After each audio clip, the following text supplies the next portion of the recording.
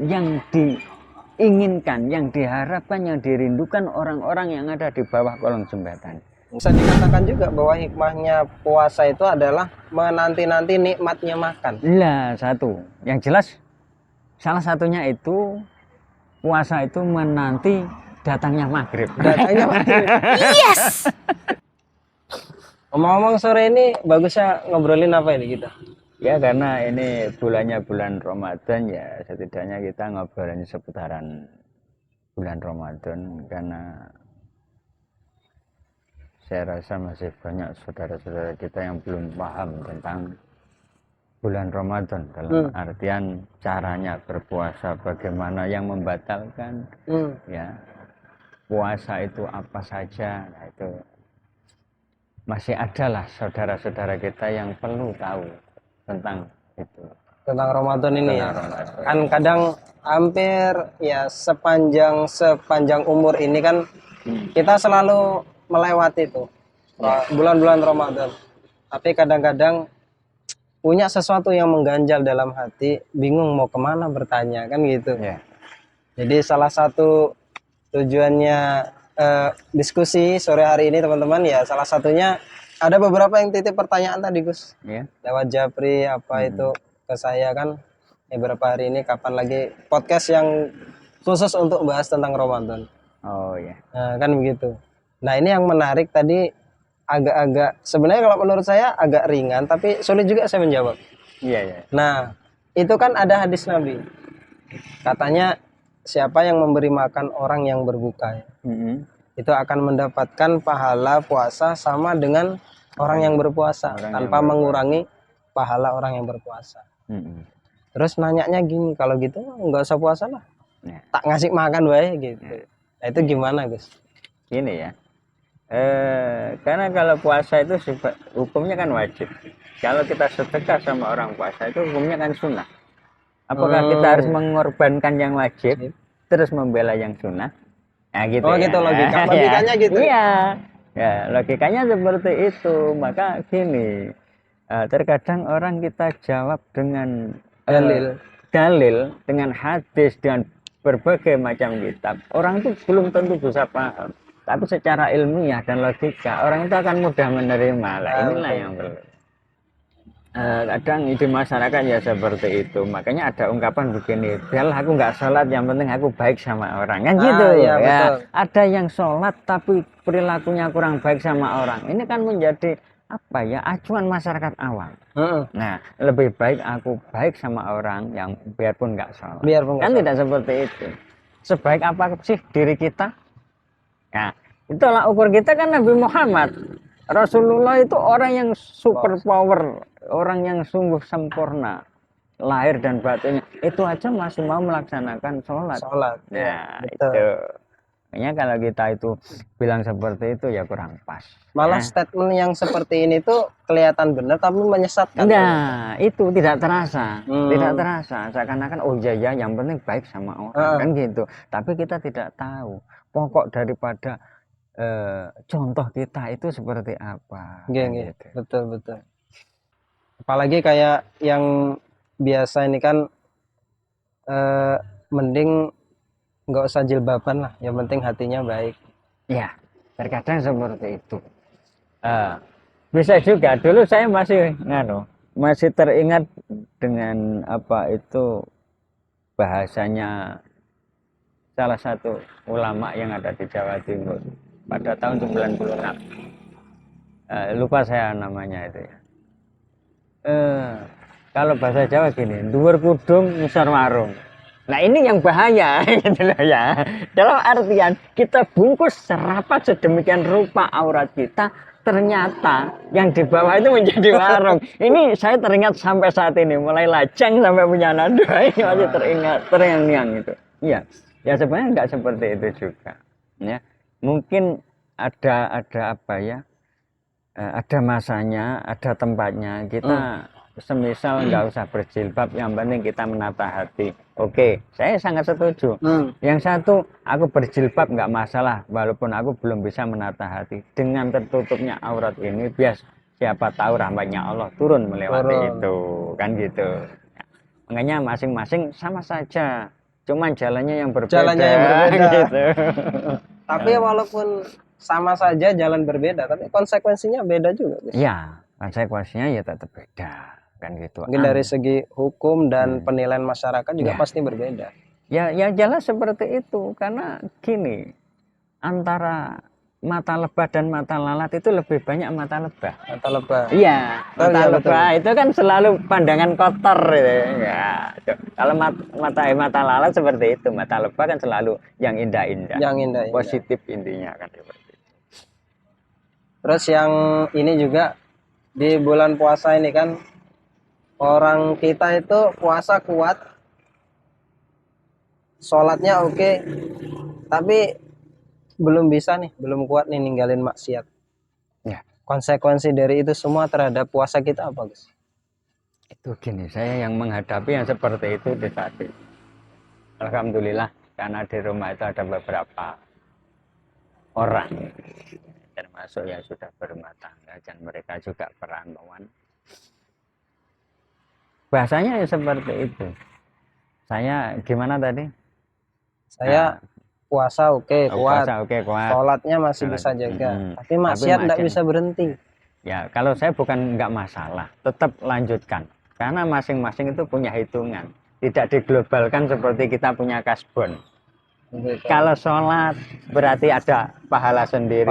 Puasa ada fadilah dan pahala sendiri. Maksiat pun seperti itu. Statusnya puasa diterima. Nah, kalau masalah status puasa diterima tidak, ini kan urusan yang esa. Ya intinya syarat dan rukunnya itu Puasa sudah dijalankan.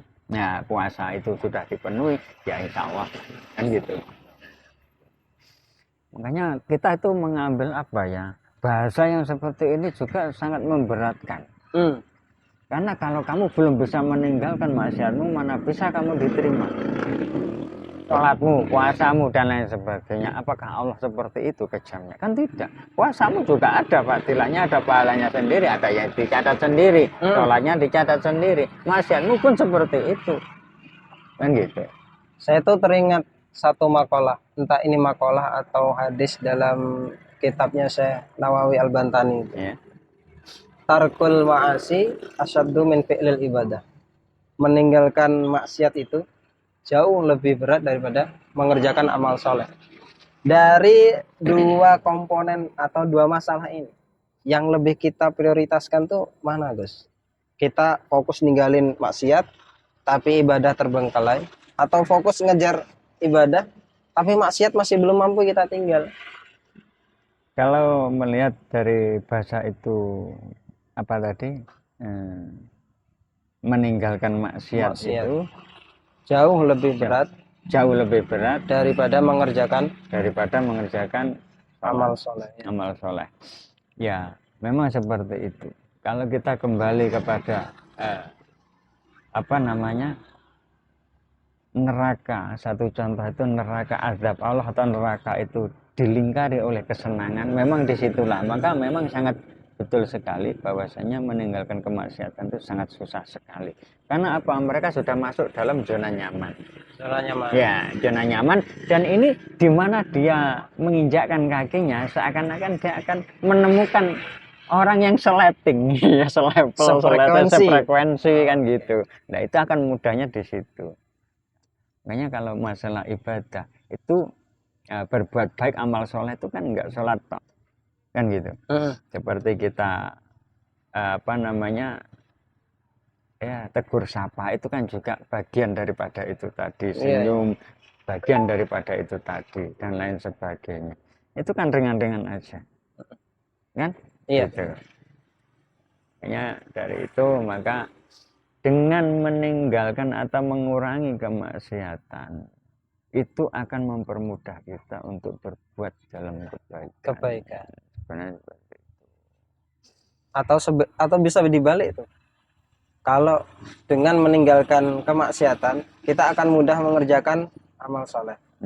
Dengan fokus mengerjakan kebaikan, apakah bisa secara otomatis meninggalkan kemaksiatan? Ya itu gini, kembali lagi kepada ketika kita melaksanakan sholat, itu salah satu sholat, inna sholata tanha anil fahsya'i wal munkar, bahwasanya ketika kita selalu melaksanakan sholat yang khusyuk dan lain sebagainya, dan intinya syarat dan rukunnya kita penuhi, maka sholat inilah yang akan mencegah diri kita.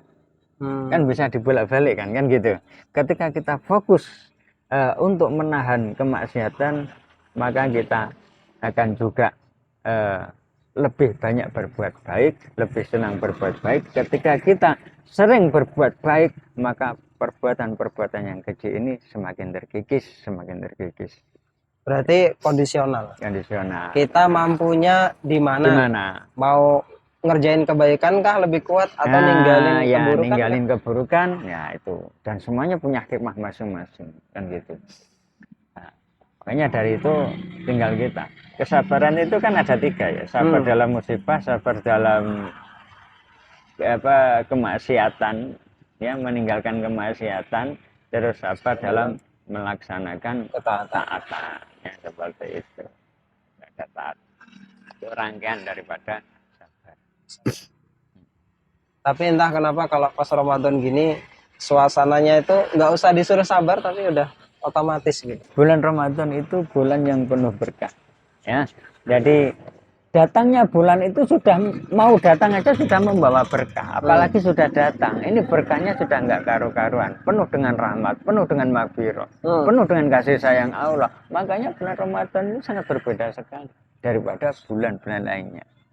Semisal ketika bulan Ramadan itu sudah pergi, ya, walaupun perginya nggak pernah kita antarkan, iya, tapi datangnya selalu kita sambut. Nah ini anehnya, anehnya seperti itu. Nah, ketika habis takbir, habis sholat Id, itu Lebaran dapat 1 hari, itu sudah terasa sekali. Rasanya, suasananya, bahkan hati kita pun sudah terasa antara Ramadan dan bulan Syawal. Itu. Iya, itu kita bisa rasakan. Makanya bulan yang penuh berkah di antara 11 bulan ya saat inilah, momen-momen inilah mari kita buat kesempatan untuk berbuat baik, ya, karena semuanya dilipatkan, 1 menjadi 1000 dan sebaliknya. Ketika kita berbuat maksiat maka akan dilipat gandakan menjadi 1000. Nah, inilah mana yang baik, mari kita bareng-bareng latihan. Latihan baik, menanamkan kebaikan, kan gitu. Yes.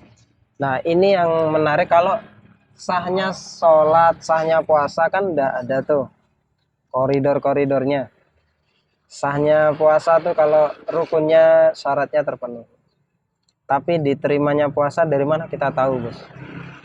Apa yang bisa kita rasakan dari puasa itu? Hasilnya untuk kita tuh apa kalau Allah terima amal kita itu? Nah itu gini ya,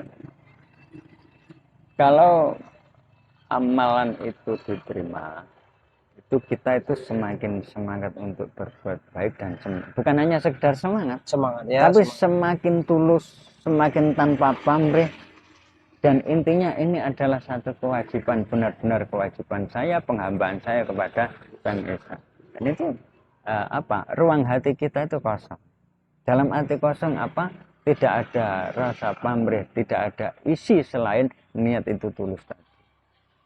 Ya.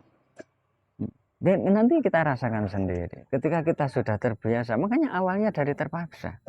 Ya, menjadi biasa. Kalau sudah menjadi biasa, kenapa kita masih rasakan dengan keterpaksaan? Kan ini loss akhirnya. Ya itulah itu satunya. Karena nggak ada unsur apa-apa lagi. Yang lebih membuat kita itu penasaran, benarkah tidur kita itu merupakan ibadah di bulan Ramadan ini? Kalau gitu tidur aja habis sahur sampai buka. Bahkan gini, kalau bulan Ramadan ini ya, kalau bukan menurut saya, karena Islam itu bukan menurut saya ya, tapi pandangan saya. Ini pandangan saya itu, kalau sudah bulan Ramadan tidur lagi, ini termasuk puasa yang sangat luar biasa. Kenapa? Kok luar biasa? Satu yaitu puasa karena menahan hawa nafsu dan lain sebagainya, ya, lapar, haus. Nah ini ketika kita itu melek, Tapi di plus lagi dengan puasa yang namanya tidur, ini adalah tirakat. Tirakat ini kalau sudah tidur, tidak ada yang namanya punya rasa dengki, iri, membayangkan orang, seudon. Iya kan? Nah, Betul. makanya kenapa dikatakan tirakat? Tirakat itu dari kata taroka. Meninggalkan sesuatu yang kurang baik. Ya, itu. Dengan tidur. Ya, iya, makanya kalau mau tirakat ya tidur aja. Karena gini, mungkin kalau jenengan bisalah puasa 1 bulan, tapi bisakah sampean tidur 1 bulan? Nah, berat mana puasa dengan tidur? Berat tidur lah. Lah makanya dari itu.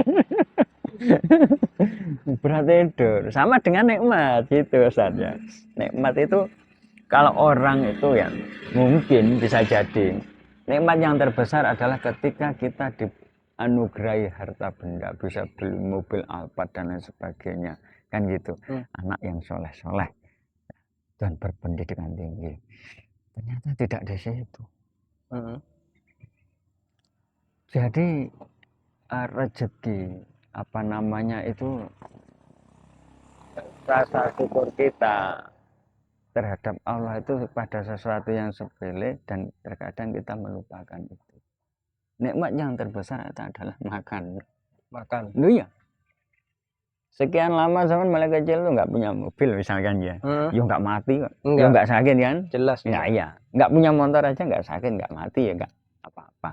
Tapi ketika 2 minggu kita tidak makan, mungkin sudah siaran di masjid innalillahi wa inna ilaihi raji'un. Nah, inilah makanya kita belajar meresapi nikmat yang sangat luar biasa, terkadang sering kita abaikan. Bahkan berangan-angan bisa menggapai nikmat yang mustahil kita dapat. Ya, itulah kadang seperti ini, mengharapkan sesuatu yang tidak mungkin terjadi. Iya. Kan gitu ya. Itu apa namanya bahasa leta tamani. Ya, bahasa tamani. Seperti ini, leta sababa yaudu. Mudah-mudahan masa mudaku ini kembali lagi, kan nggak mungkin. Ini sesuatu yang tidak akan mungkin terjadi, tapi kadang dibayang-bayangkan. Ya, seperti itu. Sementara nikmat yang selama ini dirasakan tanpa hambatan adalah makan. Nikmatnya makan tuh wah luar biasa. Itu makan itu nikmat makan itu nikmat yang paling besar itu menurut saya. Kalau saya sendiri ya, karena saya menikmati dengan adanya makanan tadi itu sangat luar biasa. Karena apa? Walaupun makan mungkin lauknya cuman kerupuk saja. Saya punya pola pikir, ini yang diinginkan, yang diharapkan, yang dirindukan orang-orang yang ada di bawah kolong jembatan. Kalau kita menengok ke atas, nggak ada apa-apanya. Tapi kalau kita menengok di bawah kolong jembatan, maka inilah sangat luar biasa. Bisa dikatakan juga bahwa hikmahnya puasa itu adalah menanti-nanti nikmatnya makan. Lah, satu. Yang jelas, salah satunya itu puasa itu menanti datangnya maghrib. Datangnya maghrib. Ya karena ditanya, kalau puasa nunggu apa? Nunggu pahala, nunggu ridho. Enggak, puasa itu nunggu azan maghrib. Menunggu azan maghrib ya itu salah satu. Makanya kalau gini ya, kalau di Arab itu kan ada itu ya, makan nasi itu kan nggak batal. Maksudnya? Iya, makan nasi nggak batal, tapi kalau di Indonesia kan batal. Itu memang ada hadis Nabi yang dalil yang menerangkan tentang itu. Ya, man akala nasian bahwa soimun, barang siapa yang makan dengan lupa, bahwa soimun orang itu berpuasa. Bukan nasi beras ya, nasian. Iya lupa. Makanya nggak apa-apa. Kalau di sana kan nasi roots. Kalau di Indonesia nasi. Diplesetin malah. Mungkin diskusi kita sampai di sini, Gus. Oke. Iya. Mengingat pertama waktu, kemudian cuaca juga tidak mendukung, teman-teman. Terima kasih yang sudah mampir dan menyimak diskusi kita. Mudah-mudahan dapat berkah dan ilmu kita semua. Pesan terakhir dalam menjalankan bulan suci Ramadan, kiat-kiatnya seperti apa, Gus? Ya, karena ini sebenarnya masalah Ramadan ini pribadi kita. Jadi ya apapun bentuknya tetap kita usahakan ya. Ini bukan menyangkut orang lain. Ya. Dalam arti apa? Ini kan menempa diri supaya kita punya rasa sesama orang lain. Mereka kelaparan, oh seperti inikah saya rasa laparku. Betul, betul. Ya, makanya ketika kita mampu mempertahankan bulan Ramadan ini, insya Allah kita akan merasakan penderitaan saudara-saudara kita yang ada di Gaza, di Palestina, bahkan di sekitar kita sini. Ya itulah ya perlunya kita. Orang Jawa mengatakan nyecep aji ning rasa, punyalah aji pengrasa. Ketika sampean sakit, saya juga ikut merasakan sakit sama saja.